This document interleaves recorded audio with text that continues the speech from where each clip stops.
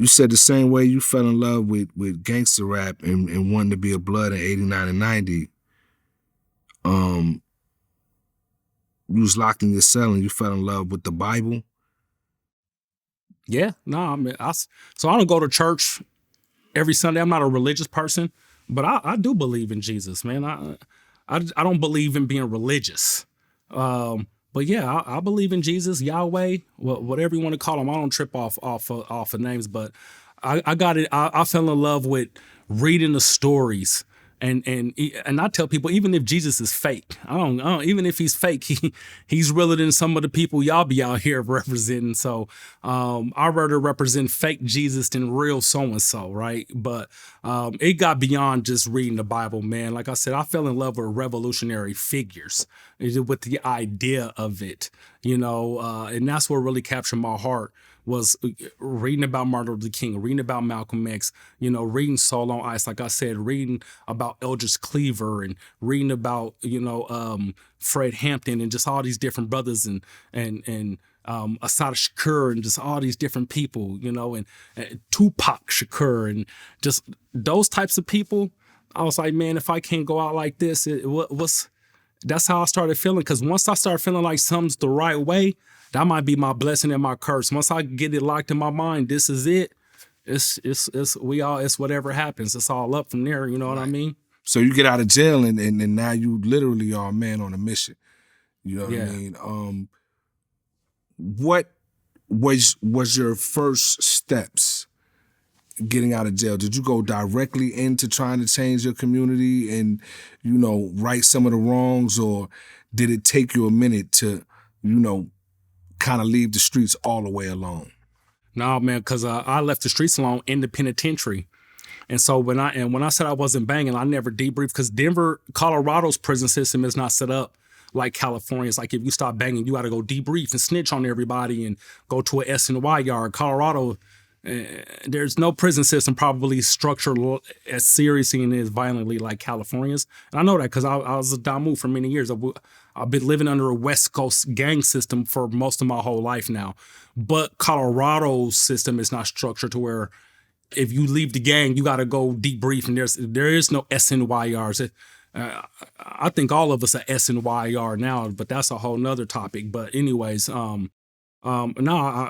changed my life in the county jail. So when I got to the pen, everybody was like, "Oh, show business," and some of the Domos and Crips couldn't believe it, because all they knew of me was just me gang banging, just that energy, just that murder mug. I had that 1,000-yard stare. I was really into being the blood, man. That's what I believed in. I believed in Park Hill, the whole spill of being the Damu, the brotherly love, all of it. And when I was up there, man, I was trying my best. I'm just a humble dude, man.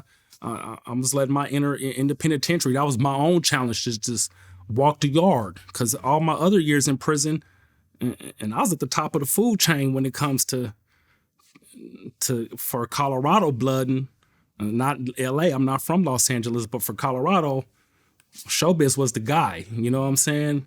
And I challenged myself, man. I'm not checking in. I'm gonna go to the yard and whatever it do, it just does, man. Nobody ever laid a finger on me. Once the Damus had a meeting about me, one of my other partners, because we all grew up together, man, being bloods together through juvenile when we were outnumbered. And now we weren't so outnumbered, so we went through a lot being bloods.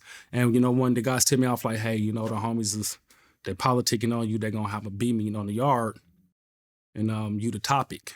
You know what I mean? And you fool, bro. If the right person smack his lips or say, I ain't feeling that, you gonna get smashed on, bro. And they'll get at you. They serious about Bloods and Crips in Colorado. I went to the meeting and I wasn't trying to be bravado or tough. I'm not the toughest guy, but I knew all these guys and I just pretty much told them, man, I've never debriefed. There's no smut on my name. I remember when some of y'all was scared to wear red, because that was a thing too.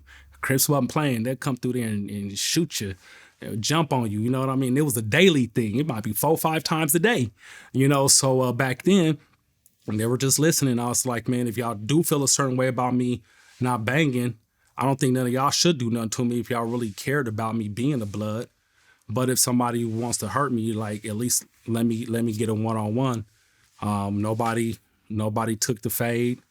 Nobody pressed me or nothing. And I was just going to church, bro, and hanging out with Christians and Messianic Jews and just people like that. You know what I mean? Just people who I'm studying the Old Testament, the New Testament. I'm hanging out with my Muslim partners.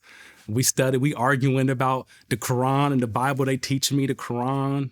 And that was my battle, that was my step to learning. It started with religion and having those conversations and listening to Muslim brothers too. Like, I look up to a lot of Muslim brothers too, man, because I said I don't do my work based on so much religion. I do my work based on we God's people without the religion. You know what I mean? So I fell in love with the revolutionary energy of it. And the Damus left me alone. One time the Muslim brothers even wanted to jump on me, and the Bloods were acting like they was going to defend me. And I defused that and said, I don't need y'all brothers to, just my thing. I'm not banging no more. And that's when they really took me serious, because the Muslims, we had got into like an argument. One young Muslim brother really took it very serious. He was coming at me with stuff, and I said something that he didn't agree with. And I can't even remember what it was. But it was like a group of Muslim brothers who wanted to get at me, and the Bloods was like, "Oh, you ain't gonna get showbiz." And I had to go to the Bloods and say, "Listen, man, I'm serious. I don't need y'all brothers I don't need that, man. Like, cause one thing about that spirit, if the Damus give you some lotion when you get there, you owe something. You gotta, when the doors pop, you better go punch somebody or something. You get an apple, somebody had to bring that apple from the kitchen. You indebted to the cause." So I was just like, and after that, man, the Bloods really took me serious, and they really respected me after that, man. I got baptized in jail. We had over 250 people. They moved me from that. They moved me from the whole prison. I stopped a riot in that jail. I got a lot of respect from Bloods and Crips, from the Jewish community, from the Muslim community. They all came to my baptism. The Latino gangs came. It was love, man. So that changed my heart.